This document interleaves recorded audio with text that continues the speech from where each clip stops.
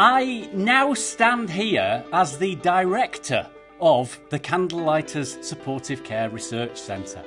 That brings in the expertise from the Centre for Reviews and Dissemination at the University of York, the Hull York Medical School, and that clinical background that brings it all together. Supportive care isn't just the fluffy stuff around cancer treatment. Supportive care makes cancer treatment possible and makes lives survivable and livable.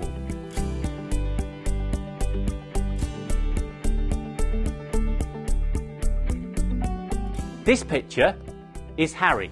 Harry wants us to keep using this picture to demonstrate how bad mucositis can be. His cheeks are puffed up, his lips are enormous, his spit is so thick he cannot swallow it, and he's not sleeping peacefully. He's on a dose of intravenous painkiller that is about 3 times higher than you would have if you'd had major abdominal surgery, just to control the pain. Harry died of his osteosarcoma, but he was insistent that every bit of research that he was part of carried on using the images and the things that he said because he knows it needs to be better. Our family's story starts in June 2018. Something wasn't quite right with our daughter Sophia. She had flu-like symptoms, a sore throat, runny nose, she was tired, temperature, night sweats. At first they thought it might be tonsillitis. They did a blood test, and then about 8 o'clock in the evening, a doctor and a nurse walked down the corridor and delivered the news to me that Sophia had blood cancer.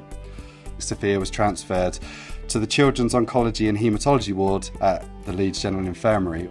The staff there were incredible and very welcoming, but it's still a pretty harrowing place, especially after less than a day after you'd got the initial news that your child had cancer.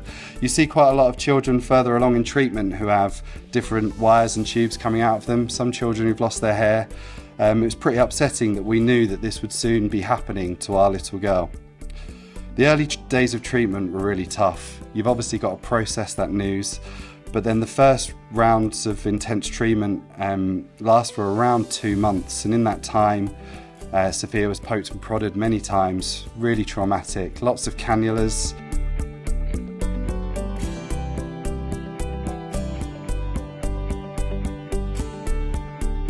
Unplanned trips are as hard, if not harder, than routine chemotherapy, and hugely worrying and disruptive for the whole family. And each infection and trip, almost always, the first 2 years resulted in a cannula for her too, and sometimes 7-day stay in hospital, which is hugely traumatic and disruptive for us all. I think this hopefully highlights why this supportive care research is so crucial.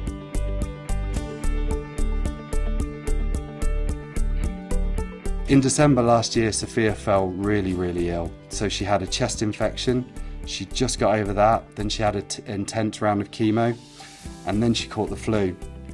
And that resulted in her just being completely wiped out. So she was actually admitted to hospital on Christmas Day, which was hugely upsetting for all of us. Our upset of missing Christmas quickly turned to fear when that infection progressed to pneumonia and lasted well into January. She was on a ventilator, she had no energy left to fight what she was going through. We had nurses that we'd known for a long time putting an arm around us and saying that ICU was probably the best place for her now. It was really scary, but luckily Sophia did start to improve and was discharged from hospital towards the end of January, and since then, fortunately, touch wood, Sophia has been doing really well.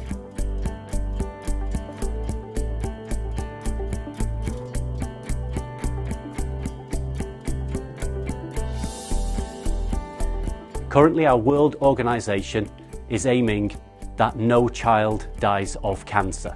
I think this centre today offers the opportunity to go a step further and say no child with cancer dies.